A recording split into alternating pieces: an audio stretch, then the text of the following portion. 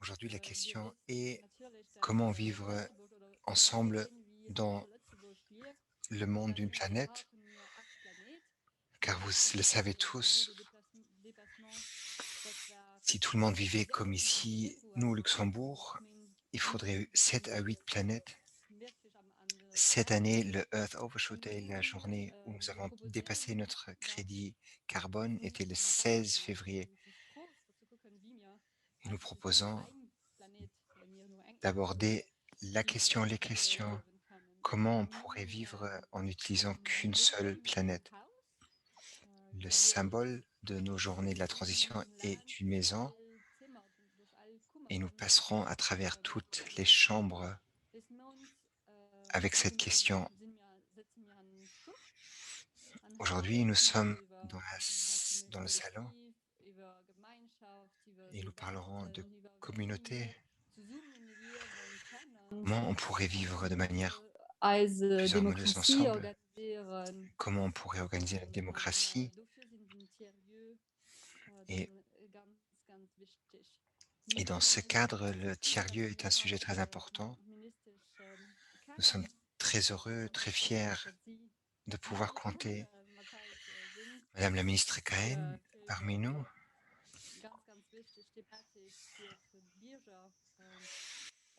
pour pouvoir discuter à ce sujet très important pour les citoyens. Je donne la parole à Madame Cahen. Merci beaucoup. Merci beaucoup. C'est toujours plus facile de parler à la fin de 3 journées de conférence, car il y a encore beaucoup de matière devant, mais on parlera de vivre ensemble d'une planète. On n'est qu'un pays, on a plus de 50% de la population qui ne sont pas luxembourgeois. Il y a beaucoup de gens qui arrivent tous les jours, tous les jours. La question est comment est-ce qu'on veut s'organiser ici à Luxembourg?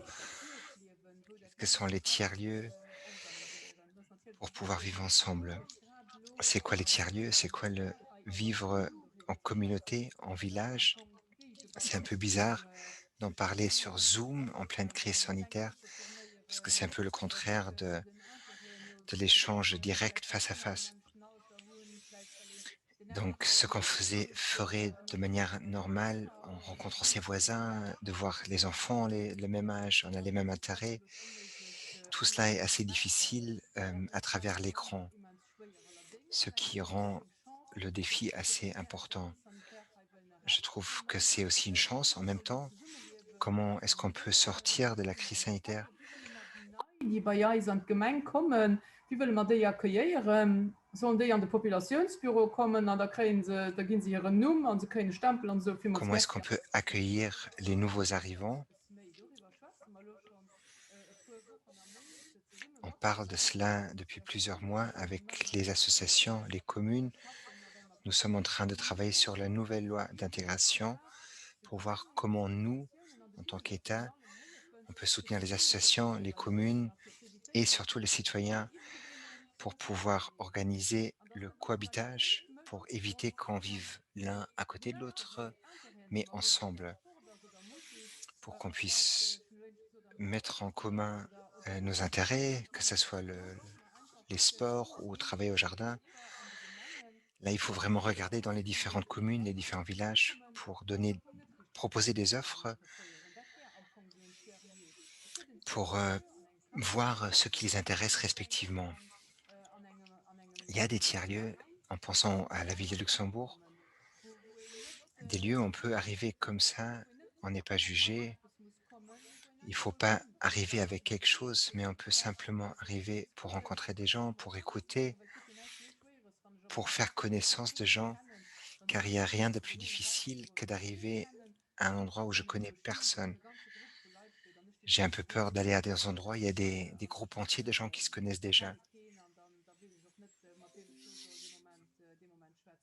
Donc je ne sais pas à qui m'adresser. Donc en tant que gouvernement, on veut accompagner, aider les communes,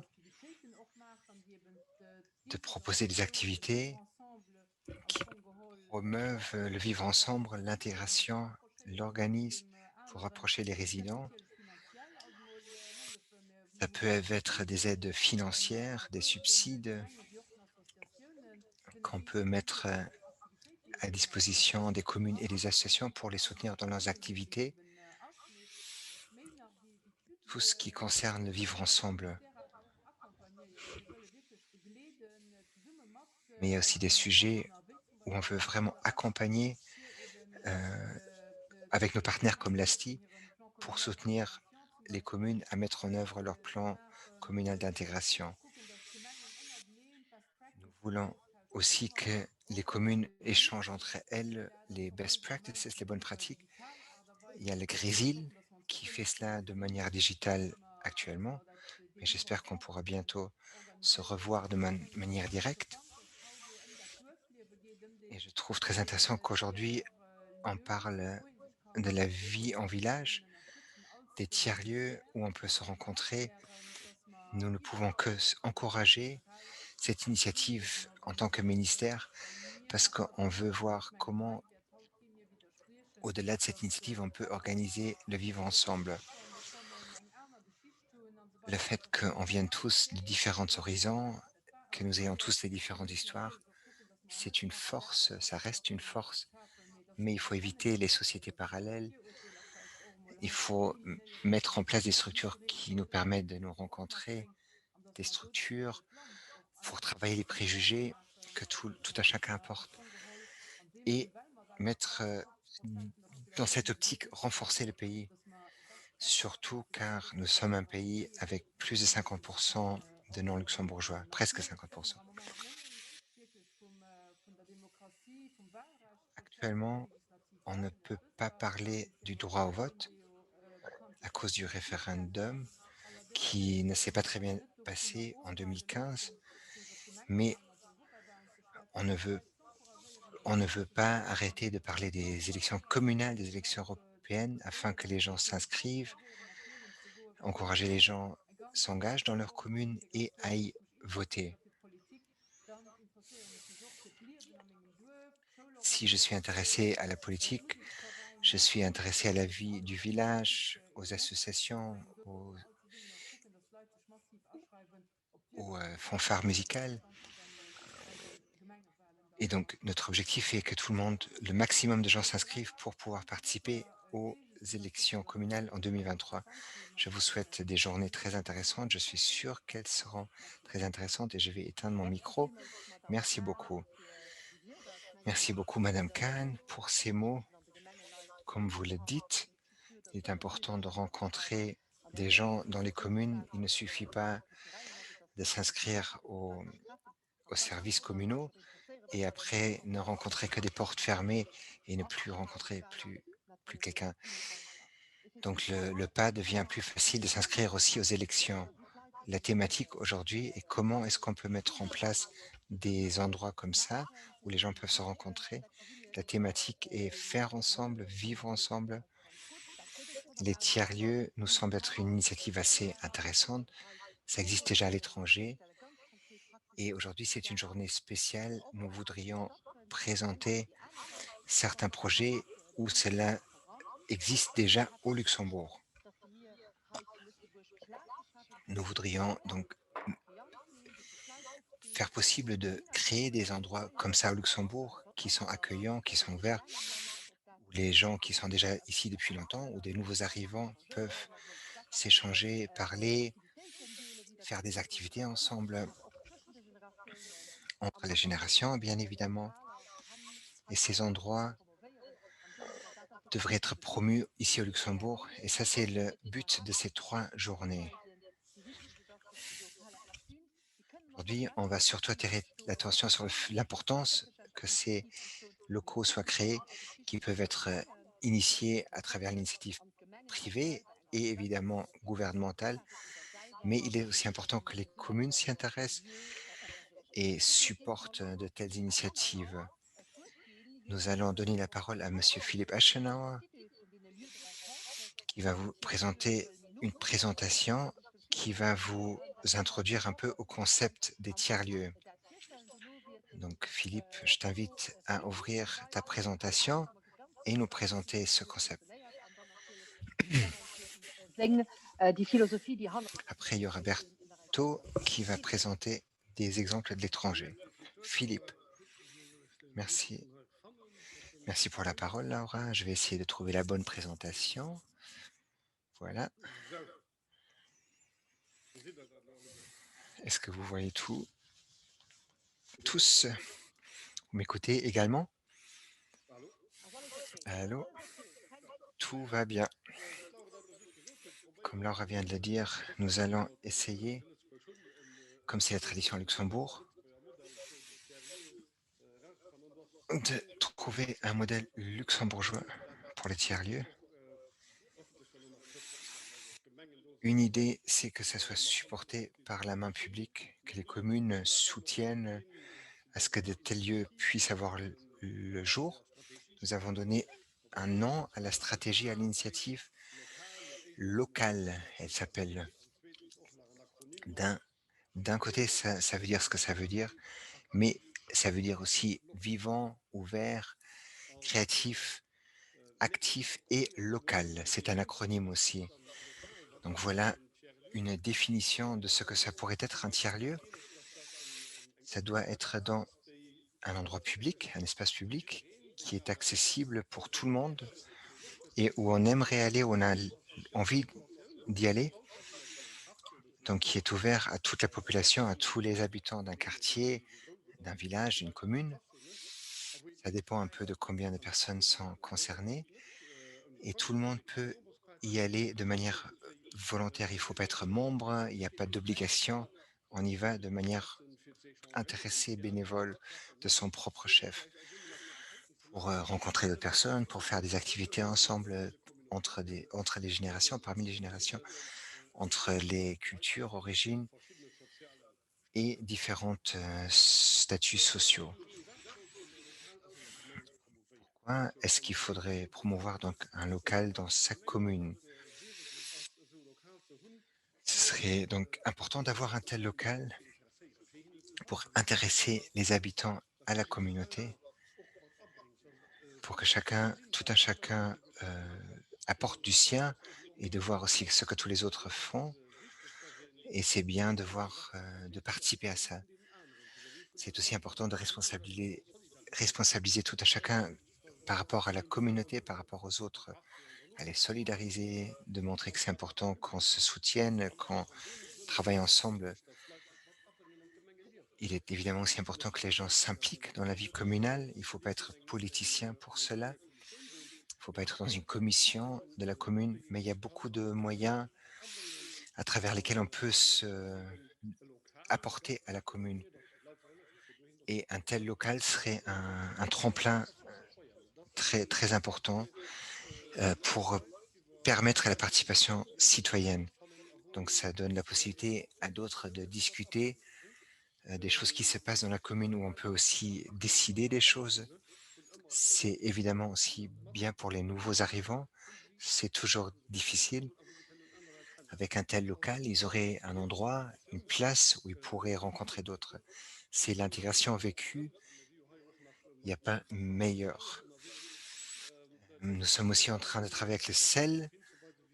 Donc, c'est important aussi de mettre l'accent sur un style de vie éco-responsable, qu'on prenne conscience qu'on habite tous dans le même village, dans la même commune, dans le même pays, sur la même planète.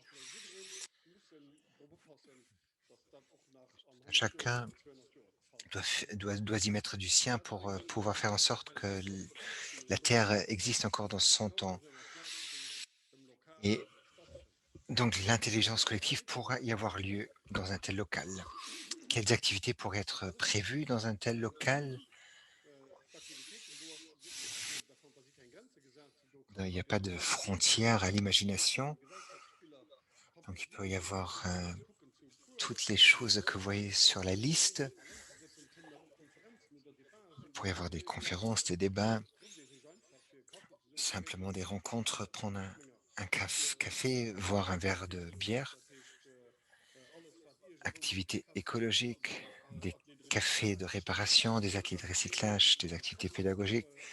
Il pourrait y avoir un groupe de jeux pour les enfants avec leurs parents pour échanger autour des enfants, aide aux devoirs, des armoires livres, des cours de rattrapage, des smartphones cafés pour aider les personnes âgées à mieux utiliser leur smartphone, pratique, pratique des langues, les tables de conversation, peut simplement élire, peut y travailler de manière créative, on peut faire du sport, du yoga, travailler la mémoire, on peut cuisiner ensemble, on peut manger ensemble, on peut déguster des choses ensemble, du vin par exemple, on peut proposer des aides,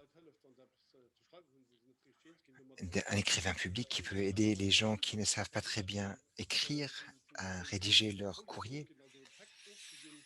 Ça peut aussi être un local où on peut déposer les colis, qu'on peut aller reprendre le jour prochain où on a du temps. Comment est-ce que ça a l'air? Donc ça va de A à Z, ça peut être une maison unifamiliale qui peut être un peu aménagée, ça peut être une église désaffectée, une vieille ferme, un chalet, ça peut être aussi un conteneur comme ça, c'est le cas au Kirchberg. Ça ne s'appelle plus conteneur mais solution mobile de nos jours. Donc il n'y a pas de limite à la fantaisie. Ce qui est important, c'est d'impliquer les citoyens de manière directe afin que ça marche bien. Tout en bas, à droite, on voit le centre culturel de Domedanche. Ça, c'est aussi une possibilité d'utiliser des immeubles qui existent déjà, qui sont publics, qui ne sont pas utilisés ou sous-utilisés. Donc c'est bien de rendre accessibles ces espaces pendant toute la semaine à tout le monde. Comment est-ce qu'on prévoit la gestion d'un tel local? Donc ça, c'est tout simple, c'est les gens eux-mêmes qui seraient en la gérance, qui organiseraient la gérance. C'est une responsabilité des citoyens de gérer un tel endroit. On n'a pas besoin d'éducateurs, on n'a pas besoin d'autres animateurs. Donc les gens sont tout à fait capables de gérer cet espace. Ils sont de par là défiés et s'ils sont défiés, s'ils ont incité à gérer cela, ils seront plus intéressés à y participer. Évidemment, il faudrait une personne de référence qui peut ouvrir, fermer, qui peut faire l'accueil, qui peut s'assurer qu'il y ait une bonne ambiance, qui peut voir les disponibilités des salles, qui peut organiser les activités.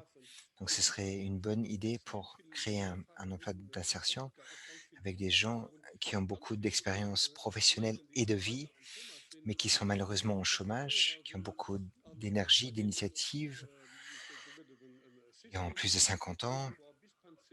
Donc il y a un système où le fonds de l'emploi prend en charge toute la paille jusqu'à la retraite et ça ne coûtera rien aux communes et ça peut donner une perspective professionnelle remplie de sens à ces personnes. Si on veut distribuer, faire circuler l'idée encore plus, une app du voisinage serait très intéressant, afin de relier les habitants de la commune entre eux de manière digitale, afin de pouvoir échanger les contacts, les informations, où on peut, donc les nouveaux arrivants peuvent directement en être informés à la commune. Il peut y avoir une bourse d'échange, par exemple, à travers cette application. Et j'ai des pommes de terre de trop. Est-ce que quelqu'un est intéressé? Donc il y a plein de possibilités à travers cette application.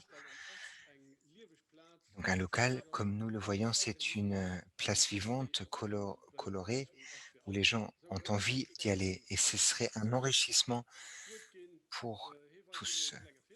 Je donne donc la parole à Berthaud qui va montrer un petit film et après le film, il va partager des réflexions personnelles par rapport au film. Merci Marine.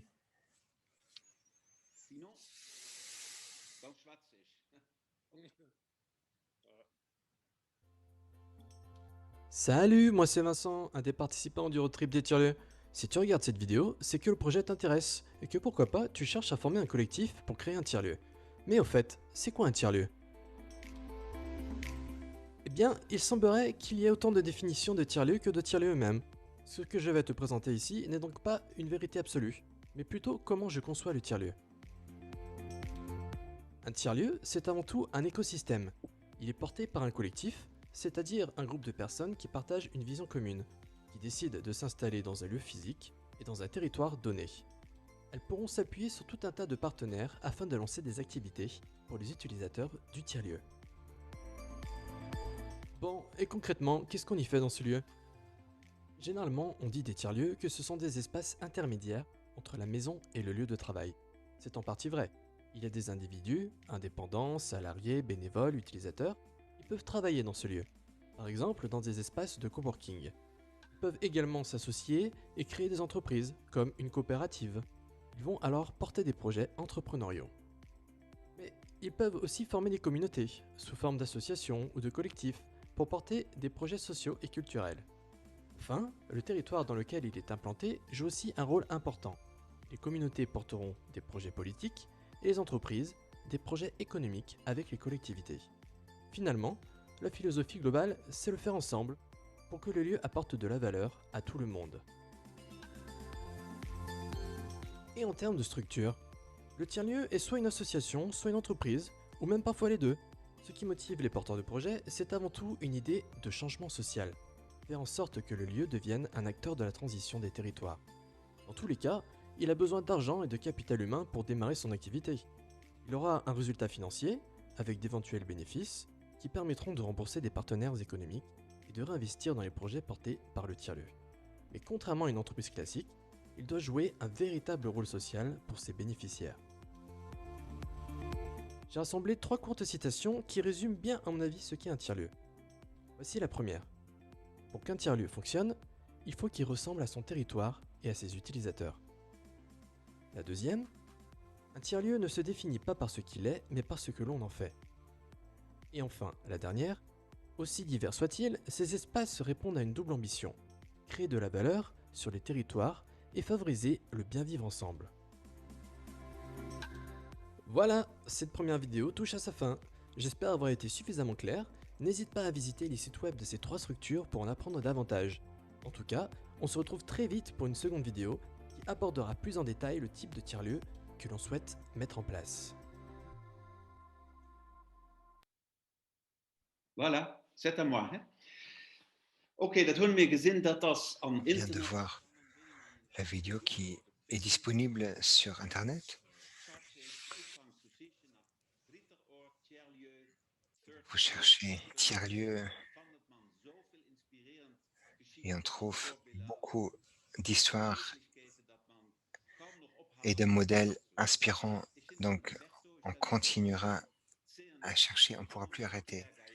Je suis Berthaud de la Commission nationale d'étrangers et nous sommes les membres pratiques du CNE. Nous voulons pas seulement discuter, mais on veut aussi faire des initiatives pratiques. Ça fait 1 an que nous sommes membres du CNE. Il y a beaucoup de talents et de solutions qui sont perdus dans ce pays.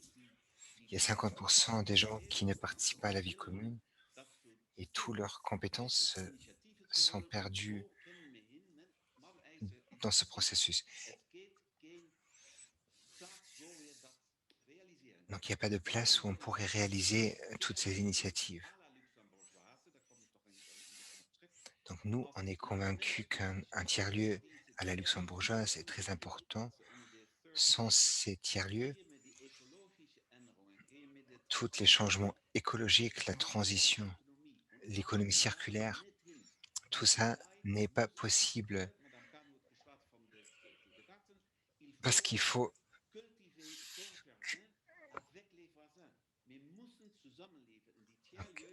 vivre ensemble. Les tiers-lieux sont notre responsabilité communale, commune. Ce qu'on doit faire, c'est faciliter et soutenir les gens qui veulent faire cela viendront avec des idées, des locaux, avec des expériences de comment comment on peut faire cela. Il y a 50% de gens qui n'ont pas de passeport d'ici. Ils ne ramènent pas que des problèmes, mais des solutions. Il y a plus de solutions que de problèmes dans ce pays. Il me faut seulement soutenir cet écosystème un peu.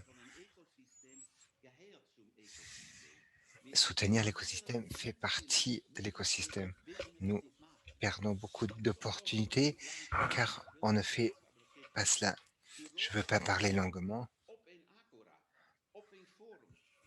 L'Europe a été née sur une agora, sur un forum. Donc, le monde a besoin d'auditoires, de parlements, mais le monde a aussi besoin dans nos rues, dans nos jardins, des résultats. Ceux qui font des choses peuvent avoir un local. Et je viens à un aspect très important, c'est la force à travers la diversité et l'esthétique d'un tel lieu. Il faut que ça soit accueillant, il faut une esthétique, il faut un architecte, des architectes qui participent. Idéalement, l'architecte de la rue, du quartier, qui connaît les aspects locaux et qui les traduit dans quelque chose de nouveau.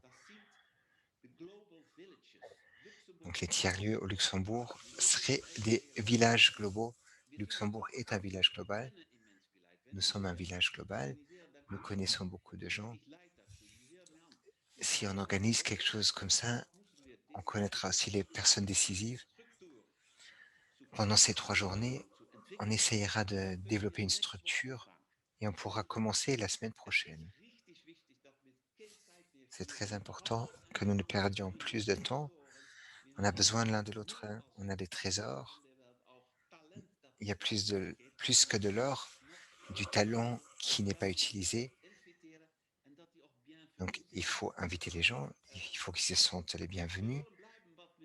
Mais on veut rester ce que nous sommes, accueillants. Ça, c'est notre idée. Et les autres ajoutent quelque chose. Les gens qui ont des talents, des forces. Si on a traversé la Méditerranée, on a de la force pour apporter des choses ici. Nous avons beaucoup de talents intellectuels qui sont à la maison. Oh, rien ne se passe. Donc il faut les inviter. Allez, viens ici, apporte quelque chose, décore le tiers-lieu. Merci. Merci Berto für die Merci enthousiastische Berto Wortmeldung. pour ces Ich mots erinnere mich, dass wir enthousiastes. heute drüben Je vous rappelle à die toutes et à tous Linken zu den verschiedenen Filmen que bei les uns liens dran aux différentes haben vidéos sont natürlich disponibles dans le chat. so ganz konkret beispielsweise L'idée in Polletzeburg aujourd'hui de ce midi est aussi de montrer ja, verschiedene des Projekte exemples très umsetzen. concrets du Und ich Luxembourg, mal nur mal de einer différents tiers-lieux qui fonctionnent déjà sous Etappe différentes formes. auf jeden Fall On gut besucht, commencera sind die Jardins communautaires. avec une forme que beaucoup connaîtront, les jardins communautaires. Il y en a déjà pas mal au Luxembourg. Nori Schneider, C'est des endroits où les gens se rencontrent et font des choses das ensemble. unbedingt Je versuchen, donnerai, nicht zu schnell zu je sprechen. donnerai la parole à Nori Schneider Vielmals merci, Nori.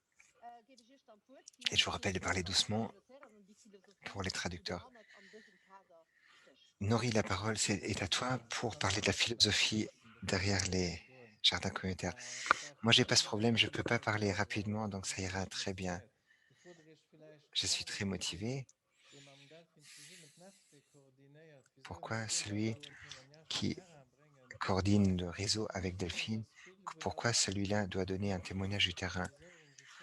Beaucoup de gens qui sont dans la conceptualisation du projet, où on parle de tiers-lieux communs, donc toutes ces personnes ont fait leur début et se sont salis les doigts avec du plaisir. Les jardins, c'est un début super phénoménal pour toute la transition à travers laquelle on veut planifier une société différente. C'est très concret. Un jardin en comprend beaucoup plus qu'une exposition compliquée sur le overshoot et le changement climatique. Et un jardin est une chose qui réunit les gens. Petite anecdote, je vous montrerai également certaines images des jardins que nous avons créés à Esch en 2013. Donc avec Young Linster, c'était les premiers jardins communautaires au Luxembourg. On a commencé en 2011-2012 à étudier les exemples inspirants de Berlin, des jardins des princesses. Donc ça, c'est impossible de traduire cela au Luxembourg. Luxembourg n'est pas Berlin, ça va pas réussir ici. Et au début, quand on a commencé, donc nous accompagnons les communes dans ce processus afin de rendre possible que Luxembourg soit un peu Berlin. Donc je vous montre des exemples, des photos d'Esch avec un groupe qui a réfléchi à ces problématiques. Nous avions une vision, nous avions trop sem- de semis de tomates et nous les avions semés, plantés dans la rue de la Zette. Je suis une tomate en transition et si chacun ferait comme moi, consommerait beaucoup moins de pétrole et on pourrait donc euh, avoir une empreinte écologique beaucoup moindre. C'est le guerrilla gardening, c'est ce qu'on appelle aussi. Et à travers cette initiative, la commune s'est intéressée et nous avons mis en place Transition Minette. Donc un an plus tard, il y avait un contact avec la commune qui nous a mis à disposition un terrain. Et là, on a commencé à expérimenter ensemble avec les gens. Donc vous avez vu une photo avec les majorettes. Donc c'était inauguré de manière très multiculturelle. Donc le jardin existe toujours pour ceux qui se demandent ce qui s'est passé avec lui. Donc quelles étaient les motivations pour créer cela? C'est un endroit de rencontre pour les voisins où on fait connaissance, on apprend comment les légumes poussent, d'où ça vient. C'est un lieu du partage et où les gens peuvent sortir de l'isolation. Donc vous voyez, le jardin à Esch, c'est en plein quartier. Les gens sont isolés dans leur appartement. C'est aussi un lieu libre pour comment on veut planifier le futur. C'est un laboratoire de la ville de demain. Nous testons d'une manière très simple des éléments d'une société post-fossile. Les gens donc ont peut-être intérêt à rejoindre une coopérative électrique. Donc c'est un laboratoire du vivre ensemble Berthe a mentionné. Et comment est-ce qu'on peut vivre la participation? Tous ceux qui sont présents ici auront sûrement déjà écouté des conférences sur la participation citoyenne, auront lu des livres, mais en réalité, euh, c'est une réalité tout différente. Et la troisième raison, donc il y a la possibilité de pouvoir décider de manière souveraine mes décisions, la souveraineté alimentaire, pouvoir décider ce que je mets sur mon plat, où est-ce que je trouve mes semences qui ne viennent pas de l'industrie alimentaire, mais les semences que partagent les jardiniers parmi eux. Donc je terminerai la petite présentation. Je ne peux pas aller beaucoup plus loin. Donc on a retenu 3 lections. Ils ne sont pas dans des livres. Nous les avons apprises nous-mêmes. On a appris en faisant. L'inclusion est aussi au centre de cette rencontre. On a mis un peu de temps à nous en rendre compte. L'inclusion ne marche seulement s'il y a un cadre. Donc il faut avoir un fonctionnement. Donc il faut avoir certaines règles dans le social, dans le respect, dans l'environnement. C'est peut-être aussi un tabou. Donc aussi définir quand on arrête d'être un membre. Donc quand est-ce que ça s'arrête, un projet s'arrête parce que ça n'a pas marché. Si cela a été élaboré de manière transparente, le groupe peut vraiment se dédier au cadre, à la structure. Le deuxième, c'est la relation à l'institution, à la commune. Donc, il y a certains participants des communes, pour les citoyens, c'est pas évident. Donc, la commune a mis à disposition le terrain et elle soutient le mouvement beaucoup. Une commune a peut-être des attentes, une commission a peut-être des attentes. Ça, il connaît peut-être des exemples de l'étranger et il a les attentes, comment ça pourrait avoir ressemblé. Donc les gens des institutions ne sont peut-être pas préparés, donc il faut travailler cela.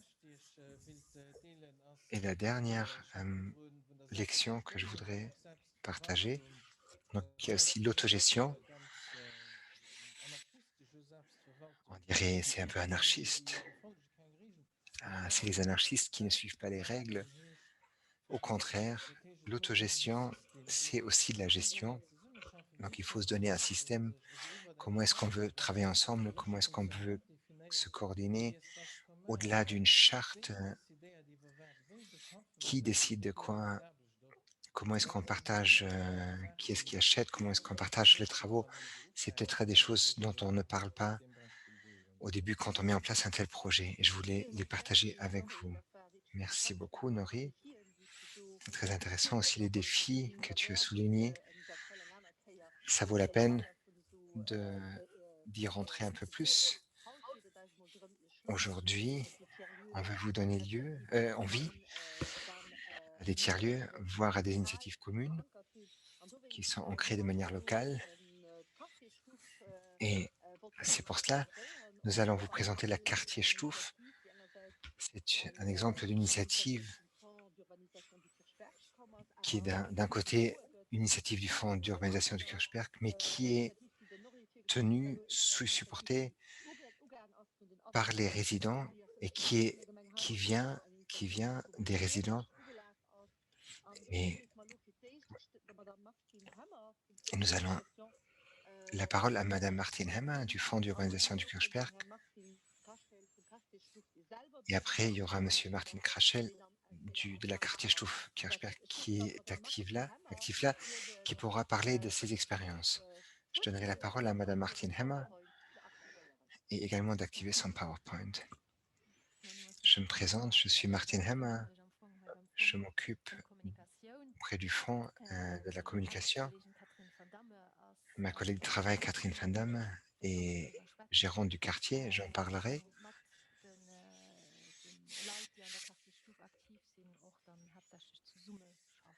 Ils travaillent ensemble avec les gens qui sont actifs dans le quartier Stuf, dans le salon du quartier. Donc s'il y aura des questions qui concernent la pratique du travail sur le terrain, vous pouvez nous les soumettre, voire à Martin Krachel, qui est membre de la SPL, pourra aussi en toucher mot.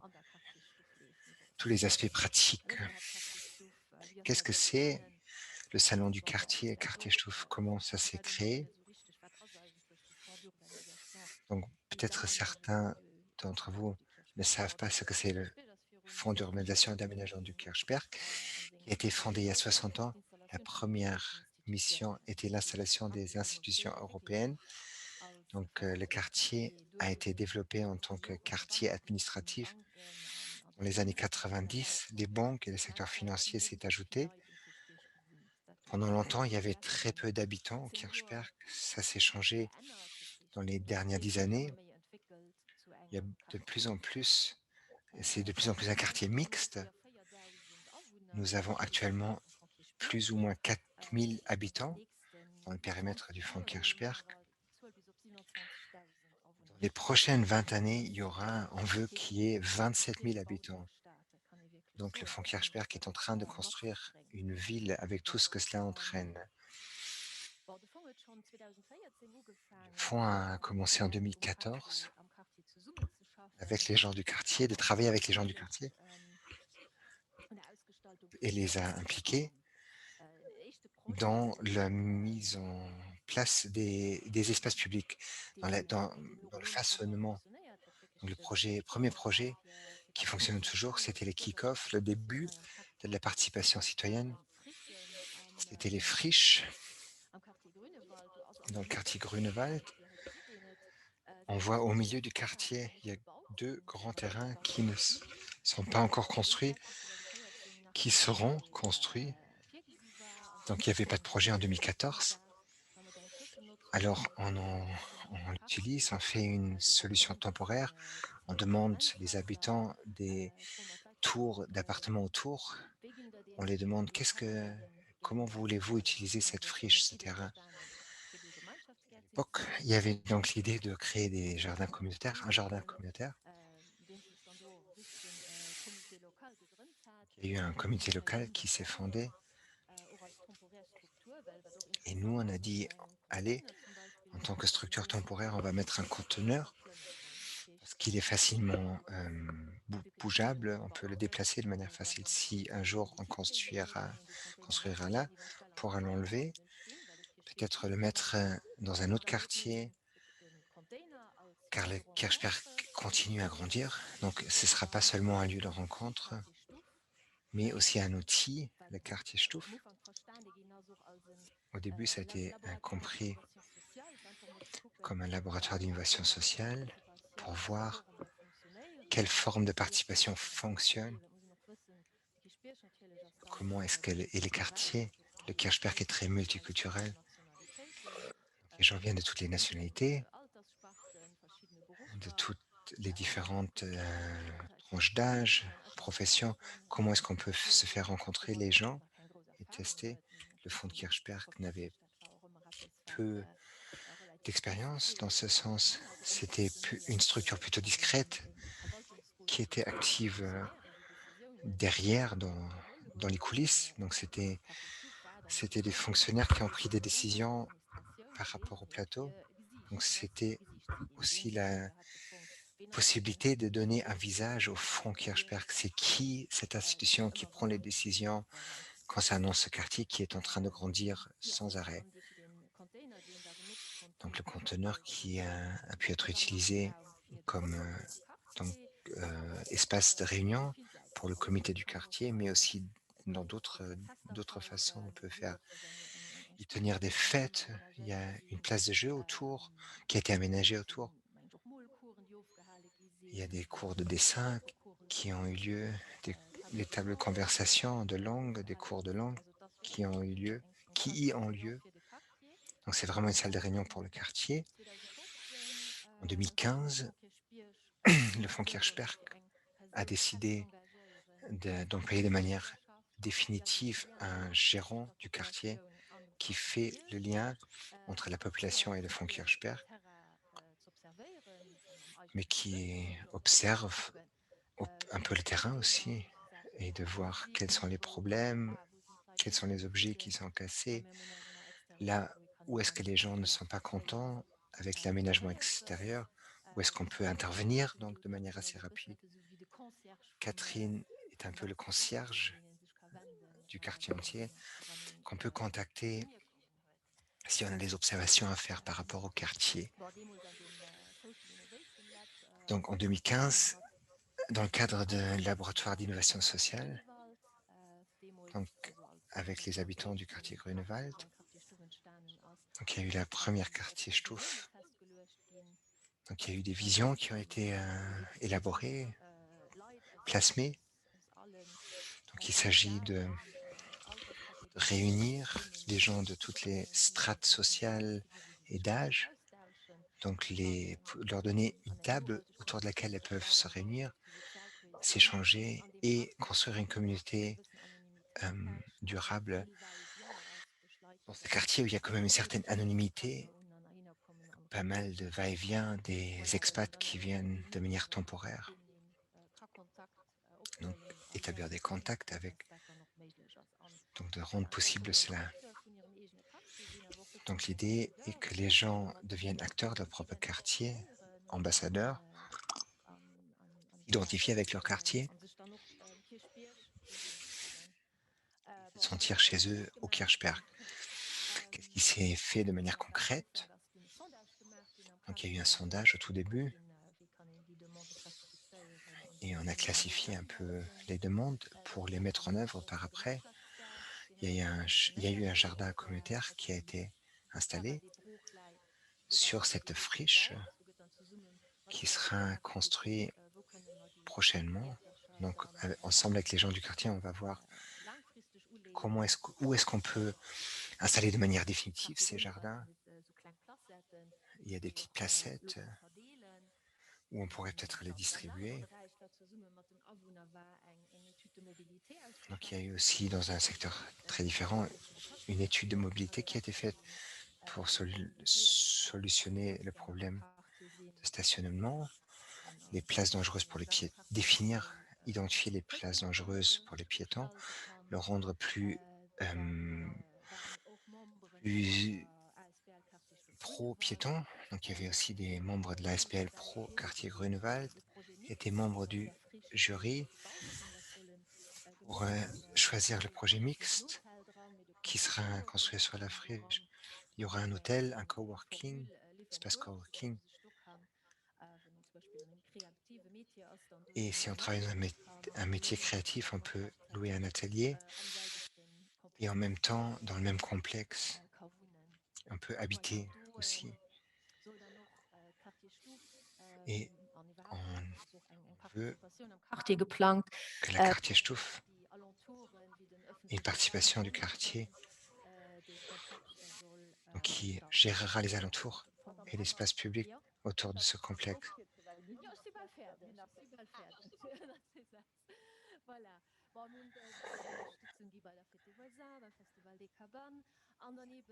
Donc on continue à les soutenir pour la fête des voisins, pour le festival des cabanes. Et on est très content de tout ce mouvement. A été créé une ASPL qui est devenue, qui s'est nagée toute seule, qui s'est libérée. C'est là rapidement. Donc Monsieur Krachel en parlera. C'est l'ASPL Quartier Stuff Grunewald. Vous avez des impressions de la place. Futur, on aimerait que les relations deviennent pérennes, qu'elles soient maintenues, ou sur des endroits on enlève des endroits, on pourra leur proposer des endroits définitifs. Donc, on crée le tiers-lieu dans l'architecture du quartier. Je donne la parole à Monsieur Krachel. Merci beaucoup, Madame Hema. Je suis content que Martin Krachel, qui est un résident, qui est de la quartier Stuff, c'est ouvert à tout le monde. Une question du chat. Alors, bonjour, je suis Martin Krachel, je suis un nouveau luxembourgeois. Ça fait 13 ans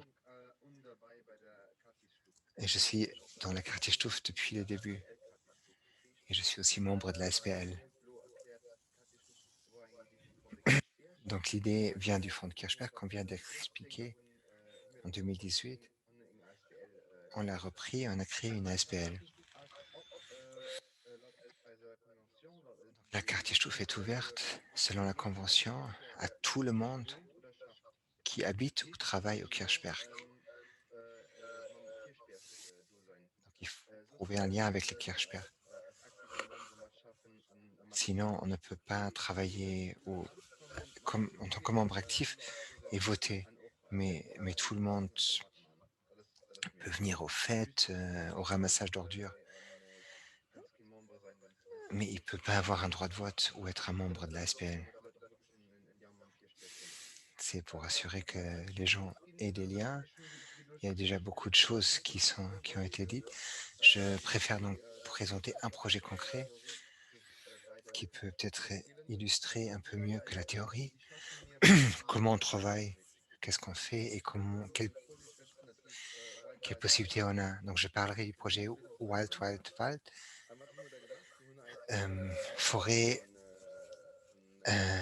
sauvage. Nous avons contacté l'œuvre, nous avons demandé à une personne, donc on voulait travailler avec les gens du Grunewald Kirchberg et aller en forêt avec eux. Beaucoup de gens qui habitent là ne savent pas qu'il y a une forêt très proche. Donc il y a beaucoup de gens qui ne sont pas luxembourgeois d'origine, beaucoup de gens qui travaillent, qui sont venus d'ailleurs, qui ne savent très peu de choses du Kirchberg. On s'est dit, on va rassembler les gens et leur montrer que la forêt est très très proche. On a mis en place des workshops, des séminaires.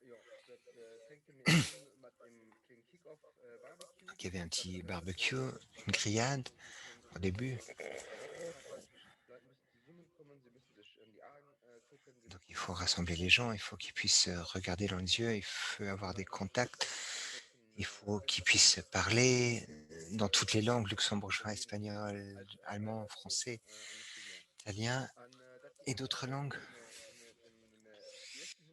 Donc si c'est toujours bien d'avoir quelque chose à manger et à boire. Donc nous aimons commencer le projet de cette manière. Après, et nous travaillons quand même encore un peu.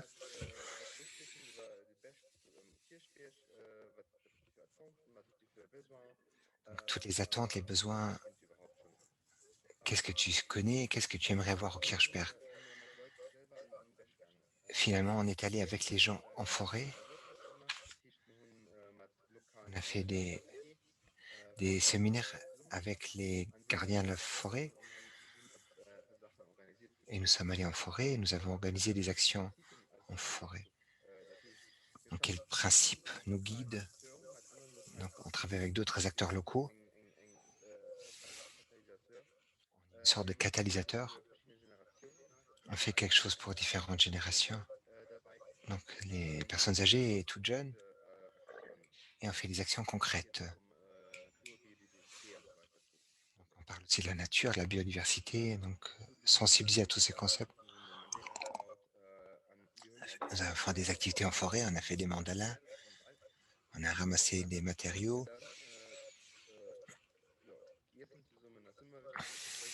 On a mangé ensemble. Et finalement, on est allé au festival Food for Your Senses au Kirchberg. Peut-être tout un chacun le connaît, c'est un festival de musique avec des aspects artistiques, théâtre, du cirque, d'autres performances. On a fait un workshop pour les enfants.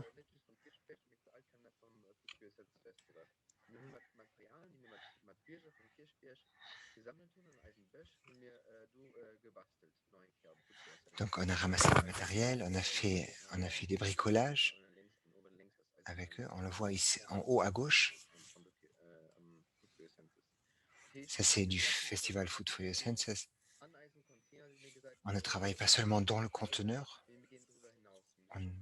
On sort du conteneur, on cherche le contact avec d'autres acteurs. On voit d'ambassadeurs de la participation, de la diversité et du Kirchberg. Après, on a fait un petit événement de clôture. Qu'est-ce qui s'est bien passé? On a tiré nos conclusions et voir quels projets futurs on pourrait soutenir. Donc, résultat concret, on a fait une carte interactive de la forêt, du Kirchberg, pardon. Je ne vais pas pouvoir la montrer. C'est pas une carte normale. C'est une carte subjective, en fait. Comment les gens sentent le Kirchberg, comment ils le perçoivent. Donc, c'est très important avec tous les locaux, avec tous les tiers-lieux. Comment est-ce que l'espace est perçu? C'est un élément très important. Comment est-ce qu'il faudrait qu'il soit et comment est-ce que les gens aimeraient qu'il soit. Ça, c'est notre grand vision. Donc, je vais vous montrer la carte. Malheureusement, pas en détail. Si vous avez des questions, vous êtes bienvenus de venir nous voir. À la fin de toutes les présentations, il y aura la possibilité de poser des questions.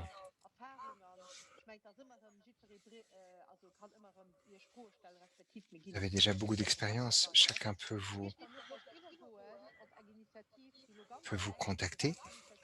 Donc là, j'aimerais passer à une initiative privée, le service de Madame Charlotte Reuter. Les bons en eux, les bons en bas. Je serais content si Madame Reuter pourrait nous présenter cette initiative intéressante, une forme originelle d'un tiers-lieu Voudrez-vous bien activer Ja, gut. votre présentation? Voilà, hier muss den rausgehen. Herr Coquel muss mal bringen Präsentation raus. Voilà, tipptopp. Madame Reuter, Madame Reuter, la parole est à vous. Merci. Merci beaucoup. Je m'appelle Charlotte Reuter. Ça fait un an plus ou moins que j'ai eu l'idée. Je voudrais mettre en place pour mettre en œuvre ma passion pour les histoires et aussi pour être un membre actif de la société pour combiner les deux passions. Dans ce contexte, l'idée est née mettre en place un café d'histoire, une maison d'histoire très centrale à Diekirch, de manière très centrale à Diekirch. La forme de société que pour laquelle je me suis décidé, c'est une SARL. J'ai aussi demandé l'agrément et j'ai été accordé pour une société d'impact sociétal. Donc c'est très important d'avoir cet agrément pour le support, le soutien financier du projet. Donc la maison est située de manière très centrale à Diekirch, très près de l'école, très près de la Grande Rue. Donc c'est un espace partagé pour les grands et les petits. Rien, et je dirais que ça fonctionne selon le principe d'un principe semi-participatif. Je suis donc celle qui fait la gérance, qui décide aussi, mais les citoyens sont impliqués de manière très active, c'est très important. Il y a un groupe de bénévoles, par exemple, qui s'est créé, qui aimerait faire des lectures publiques. Donc, c'est des idées des gens qui fréquentaient la maison, qui ont proposé cela. Il y a aussi des artistes qui viennent, qui nous proposent de faire des expositions. Et c'est aussi quelque chose qui est possible de le faire de manière gratuite. Ce qui fait rouler le tout, c'est les cafés. Donc, c'est un café traditionnel, mais il n'y a pas d'alcool. Donc, c'est vraiment un café de famille, un café avec des produits locaux, bio et durables et fair trade, commerce équitable dans la mesure du possible. Il y a aussi une chambre de lecture et de jeu où tous les sens peuvent être stimulés. Donc les enfants peuvent venir avec leurs parents ou grands-parents.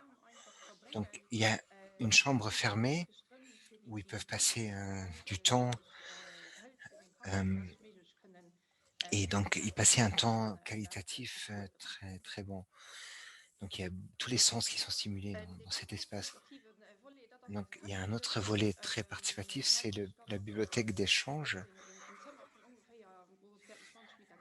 Il y a environ 20 mètres carrés remplis de livres, des dons, donc livres d'enfants.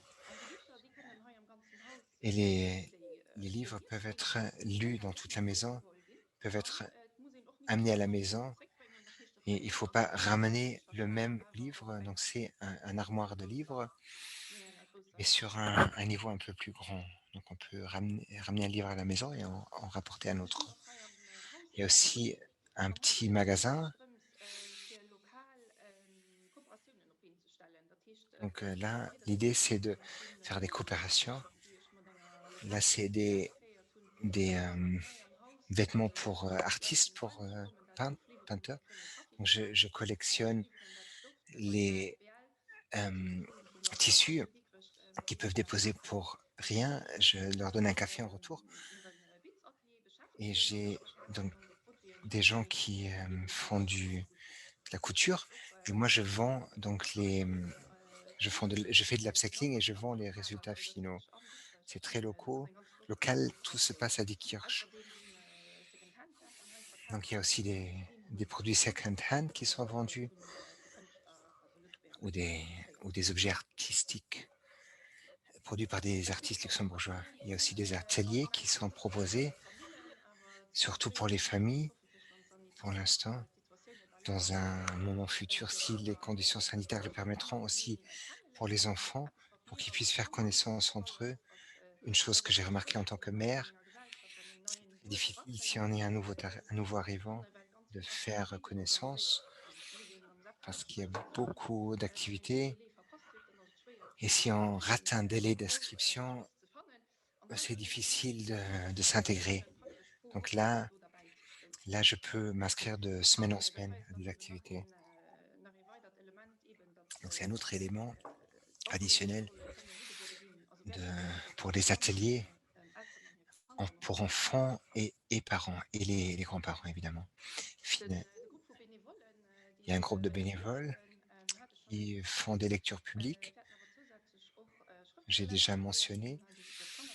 Donc, j'inviterai aussi des écrivains. J'ai invité des écrivains qui vont lire de leurs livres d'enfants. Donc, c'est surtout les livres d'enfants qui seront en focus. Et les gens qui travaillent aussi peuvent aussi participer à ce projet. Beaucoup de ces lectures, donc ça doit être des lectures qui attirent l'attention sur la diversité de la société, tout ce qui est interculturalité, intergénérationnalité, et tous, ouais. Donc ça, c'est le focus de ces lectures.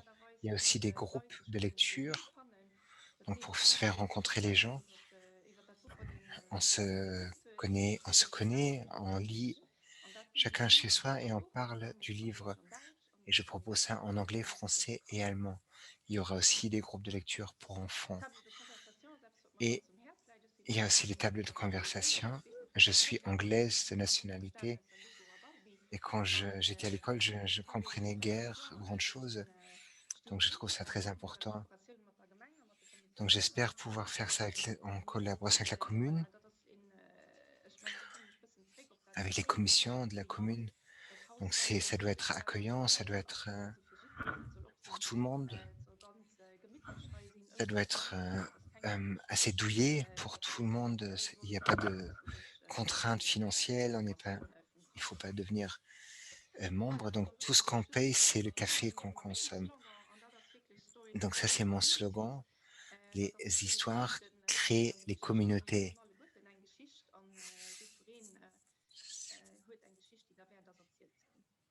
Donc chacun a des histoires à raconter. C'est l'idée du projet. Merci Madame Reuter pour ce projet très bien aménagé, très attractif. J'espère que la commune supportera l'initiative. On passe à la dernière présentation du Kinolair à Dipar, initiative privée de Monsieur Marc Barniche. Monsieur Barniche, bon après-midi. C'est pas à Diepesch, mais à Kola. Je voudrais bien préciser, c'est là où le Kinolair est basé. Kolar est un tout petit village à l'est, sud-est du pays. J'aimerais donc parler de notre village, Koller, dans la commune de Garnisch. C'est un tout petit village. Dans la commune, il y a 4 villages. Le petit village Koller a été élargi dans les dernières années. Là, c'est la vieille école. Et là en bas, vous voyez la vieille caserne des pompiers. Les pompiers ont eu un nouveau centre à Garnisch, qui est le village le plus grand. Donc, ce jolie maison a dû être détruite. Le club des jeunes, juste à côté, était aussi dans un mauvais état, donc il aurait dû être rénové à un moment ou un autre. Donc, la commune a demandé aux citoyens, à tous les gens qui habitent à Colère, toutes les associations qui ont organisé des tables rondes. Café Cola était le slogan. Tous les citoyens se sont réunis avec toutes les associations. Ils ont pu décider ensemble qu'est-ce qui devait se passer avec le village et le centre du village où il y a à nouveau de la place, une nouvelle place. Donc, c'était l'initiative de la commune pour que les citoyens participent à la création. Donc, il y avait une douzaine de réunions pendant 6 mois environ où les citoyens ont noté pas mal de choses, tout ce qui leur passait par la tête. Donc, un sujet important, c'était de construire un centre où les gens peuvent se rassembler et faire des choses sympas. C'était les idées principales.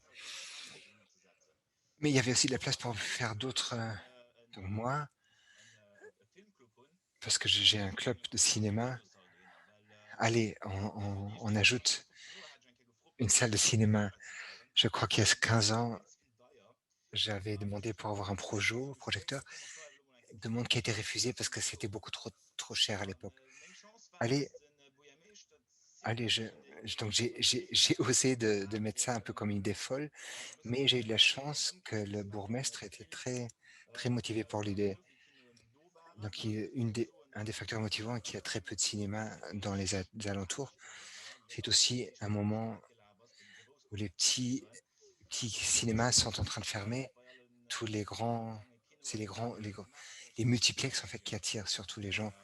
Qu'est-ce qu'on pourrait faire en fait pour se faire démarquer ce petit cinéma?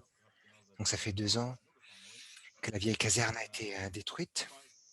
Donc on s'est un peu informé. Donc, mieux que de faire de la quantité, il faudrait faire de la qualité. Donc il n'y a rien qui ressort des autres petits cinémas. Donc on fait très peu de place, mais des places très confortables, un peu comme à la maison sur le sofa. Il y aura un peu moins de gens qui pourront entrer, mais plus confortables. Et ce sera peut-être une raison pour se déplacer à Colère pour aller au cinéma. Donc on a eu un plan selon lequel on pourrait offrir 46 places. 46 est aussi un chiffre qui a été un peu réfléchi. Donc ça, c'est plus ou moins 2 classes scolaires. Donc les classes, 2 classes scolaires en fait pourraient fréquenter le cinéma. Donc on a beaucoup de classes scolaires. Il y a aussi des entreprises qui louent le cinéma. 40 46 places, c'est pas mal. Il y a pas mal de confort. On peut se recliner. Il y a beaucoup de haut-parleurs. Donc il y a le Dolby Atmos système. Il n'y a que 3 cinémas au pays qui ont ce Dolby Atmos, le système Dolby Atmos. C'est des, par exemple, les blockbusters Hollywood, parfois il y a 32 pistes sonores et on peut alors profiter encore plus de, de cette qualité. Donc là aussi, on a aussi un haut niveau de qualité. Les sièges sont tous en cuir et les gens qui viennent à Colère, ils reviennent aussi parce qu'ils sont enchantés du confort, du cadre. 46 places, c'est aussi pour tout un bus. Donc, c'est aussi tout un bus qui peut visionner un film. Là, c'est la régie au tout début où le cinéma a été construit. Donc, il a été inauguré en décembre 2018. C'était juste avant l'inauguration. Donc, la condition de la commune voulait engager personne. Tout devait se passer de manière bénévole. Donc, on a créé une ASBL qui gère le cinéma. C'est tous des gens qui ont un travail à côté, des retraités qui ont un peu plus de temps, qui prennent en charge le cinéma. On a 6 séances par semaine, une par journée à 8 heures, sauf les dimanches, on a encore une séance pour enfants à 3 heures. Les séances sont assez bien fréquentées. On ne peut vraiment pas se plaindre. On est dans le réseau CDAC. C'est tous les cinémas régionaux qui sont rassemblés. Donc là, on a aussi pas mal de succès. On a beaucoup plus de visiteurs que les autres petits cinémas du réseau. Après un mois, on avait déjà 1000 visiteurs. Quand on a ouvert le cinéma, donc Super Jump venait de sortir, qui a attiré les foules, les séances complètes. Donc c'est le film qui a fonctionné le meilleur jusqu'à présent. Le bénévolat, ça doit plaire. Je travaille déjà à plein temps à un autre endroit. Et si je fais encore le cinéma, Je fais la programmation, tout ce qui est internet, toute la communication. C'est déjà un travail, c'est un travail assez important. Il faut être assez motivé. Mais si j'ai un petit groupe de 18 personnes, donc c'est surtout des retraités qui ouvrent le cinéma, qui sont à la caisse, qui parlent un peu avec les gens qui viennent. Donc c'est aussi une initiative sympathique parce que les gens rentrent en contact. Donc c'est aussi une expérience très, très sympathique d'aller à un cinéma où il y a des bénévoles qui travaillent. Il y a un aspect social, une bonne ambiance. Donc je vous invite chaleureusement à venir voir le kino, le cinéma. C'est c'est tout petit, mais partant de Covid, on est à 14 dans une salle pleine. Donc c'est une petite salle. C'est c'est un village sympa. Si vous venez une fois, venez une petite heure avant. C'est un village où il y a pas mal de choses qui se sont passées. Toi, vous voyez l'imitation de Hollywood.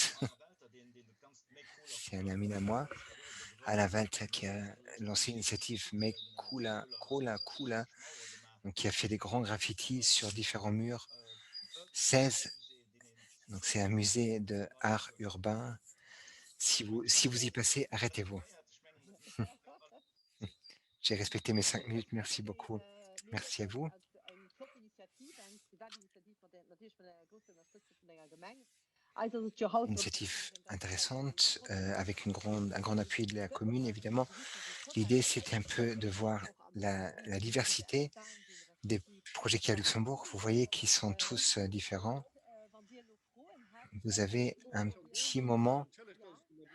Excuse-moi, Laura, il y a déjà une question. Je t'interromps. Si les centres culturels des communes n'ont ou ne pourraient pas avoir la même fonction que les tiers-lieux. Notre idée est que, bien sûr, un centre culturel peut aussi être changé, adapté en tiers-lieu. Mais notre idée, c'est que c'est un lieu qui est ouvert. Pour l'instant, nous avons l'impression que les centres culturels sont ouverts qu'à un certain moment, le week-end. C'est pas seulement l'idée d'un lieu ouvert, mais c'est un lieu qui appartient à tous les citoyens. Pour aller dans un centre culturel, il faut avoir une ASBL, il faut respecter certaines conditions. Donc là, l'idée, c'est de faire quelque chose de moins grand, mais qui peut être utilisé et approprié par les gens qui habitent là, dans une perspective que le citoyen puisse y vivre ses passe-temps avec d'autres. Et ça nous semble, dans la présentation qu'on a fait tout à l'heure, que Philippe a fait, donc le bonne âme. Donc il faut une bonne âme, un concierge, quelqu'un qui prenne en charge la logistique, les bénévoles. On a besoin d'une certaine logistique pour que ça puisse durer dans le temps. Ça, c'est notre vision. Par rapport à cette question, est-ce qu'un centre culturel est aussi un tiers-lieu? Peut aussi servir de tiers-lieu?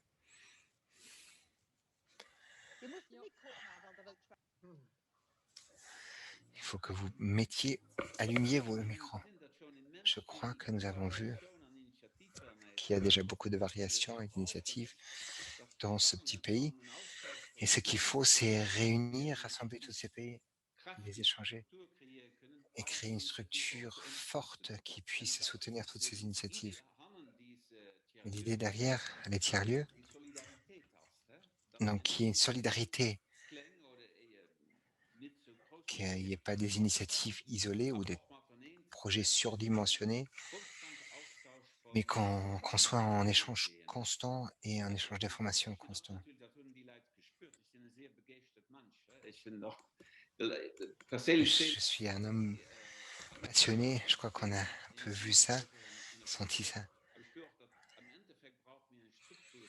Mais je crois que Das finalement, on a besoin d'une weitergeht. structure Ohne die qui, Gemeinschaftsarbeit, die sind da immer da, sans aber das kann nicht les gens über très Nacht engagés, gehen. cela devient impossible. Ich gebe den Herr Krechel vielleicht auch froh, Herr Martin Krechel, weil die hat ja gesagt, seit Anfang an dabei bei der Kartenstufe. Monsieur Crachel, ça fait déjà un nombre d'années que vous êtes à la Quartier-Stufe. Comment est-ce que vous le voyez? La personne qui s'en charge, je crois que c'est bien d'avoir une personne qui s'en charge. Nous, on l'a pas. Ça coûte beaucoup d'énergie. Donc, on a des phases où on est plus actif que d'autres parce qu'on n'a pas de permanent.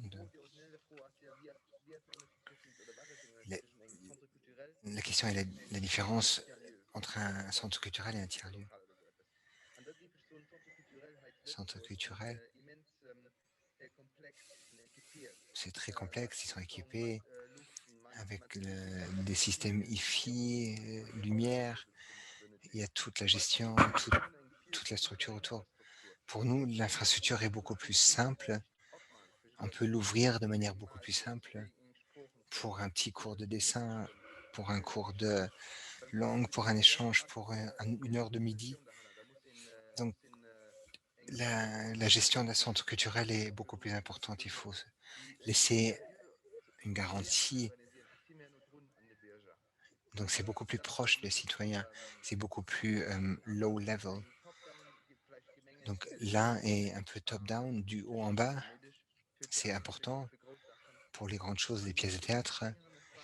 Mais nous, on a avoir un espace plus parti qui travaille de manière différente et qui est plus proche des citoyens et qui est autogéré de manière beaucoup plus importante. J'apporterai aussi mon petit grain du point de vue d'un mouvement qui essaie un peu de façonner le futur, co-façonner le futur pour nous. C'est très important d'avoir des places qui ne sont pas gérées du haut en bas, hiérarchiques. Nous savons que nous vivons une période bourrée de défis, le climat, le Covid, l'inclusion, la légalité. Nous ne réussirons pas si c'est que des services, des communes, des organisations. Ça ne fonctionnera pas. Si on regarde les statistiques, on voit la tendance. Donc on pourra seulement faire réussir le virage si chacun y met du sien. Donc il faut mettre en place une culture où chacun prend en charge, pas dans le sens d'une autonomie du citoyen, mais d'un citoyen qui est un partenaire d'un collectif et d'une commune et que tous tirent dans la même direction. Peut-être c'est un peu dramatique, mais je dirais que c'est notre seule chance, notre seule opportunité et c'est ça ce qui est en jeu. Encore des personnes qui veulent dire quelque chose. Donc l'idée d'aujourd'hui, c'était un peu de vous donner envie, qu'il y a déjà toute une panoplie d'initiatives dans diverses directions et qu'on peut peut-être réfléchir à mettre en place des structures similaires dans sa propre commune. Ça peut partir d'un conteneur, structure assez simple, une belle maison comme à Die Kirch ou un cinéma avec les derniers aspects techniques. Donc il y a toute une panoplie de possibilités. Donc j'aimerais parler par rapport au manque de locaux, si on ne les a pas, dans ces temps où il y a des restrictions. On peut aussi créer un groupe WhatsApp avec des gens qui habitent au village. Ça crée déjà des contacts et des échanges. C'est pas un tiers-lieu, mais c'est déjà un moyen de garder le contact.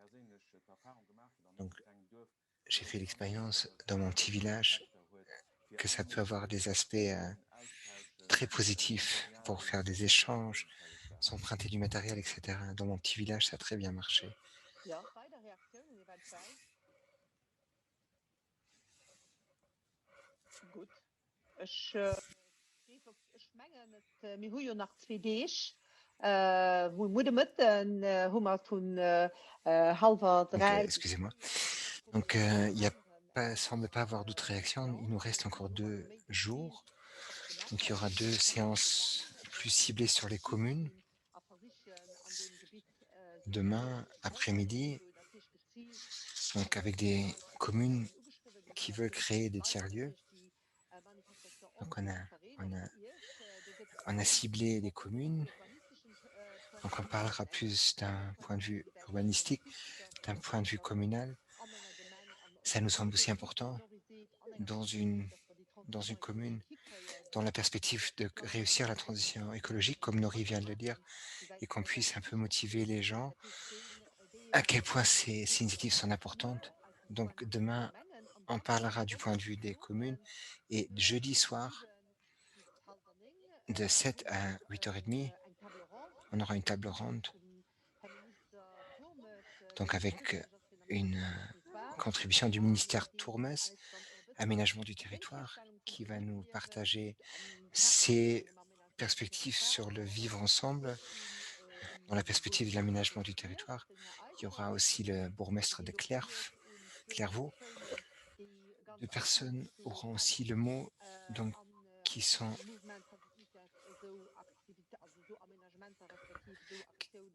actifs dans une organisation à Esch et aussi à des architectes. Donc Madame Muller de l'organisation des architectes et des ingénieurs. Donc, ils font beaucoup de conférences, beaucoup d'activités autour de l'aménagement du territoire. Donc ça c'est aussi des jauge importante du comment vivre ensemble, tout ce qui est aménagement du territoire, urbanisme. Je vous invite chaleureusement à vous inscrire pour demain ou pour jeudi. Et on aimerait aussi vous partager jeudi les résultats du sondage dont on aura les résultats, et aussi un appel citoyen pour soutenir, un appel citoyen à la mise en place d'un tiers-lieu comme cela. On vous souhaite encore une très belle journée. Si vous manque encore des infos, manifestez-vous. Marine et toute l'équipe autour de Nori ont vos contacts. Ils vont vous contacter avec tous les détails par rapport à demain et jeudi. Vous voyez déjà dans le chat, il y a le site où toutes les informations sont réunies. On espère que ça a été intéressant. Moi-même, j'ai beaucoup apprécié des présentations très variées, très intéressantes, des points de vue différents. Merci à Madame la Ministre aussi qui a participé tout le temps. Merci pour son mot de bienvenue. J'aimerais aussi dire merci à tous ceux qui ont pris le temps de suivre et de faire une présentation aujourd'hui. Et on espère que vous serez nombreux demain et jeudi. C'est un sujet qui nous concerne tous et qui nous concerne dans notre quotidien. Merci à tous, merci à la traduction. Avec les différents rythmes et accents, c'est pas toujours facile. À bientôt. Au revoir. Demain à 2h30.